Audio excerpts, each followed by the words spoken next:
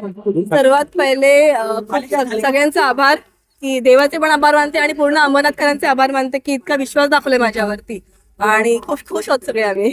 मला 50,934 मतं पडलेली आहेत. 6,300 ची आपली लीड आहे.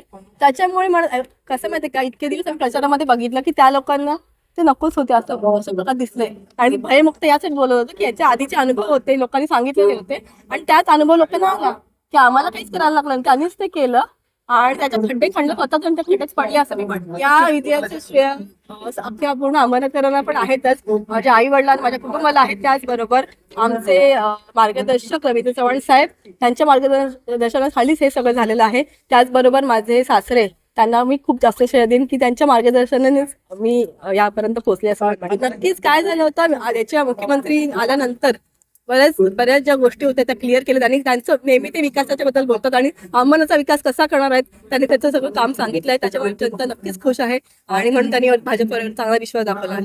हे बघा, पहिले आपल्या अंबरनाथनं मूलभूत गरजांसाठी वंचित झालेलं आहे. पाणी मोठा प्रश्न आहे, स्वच्छता मोठा प्रश्न आहे. पाणी आणि स्वच्छता हे दोन प्रश्न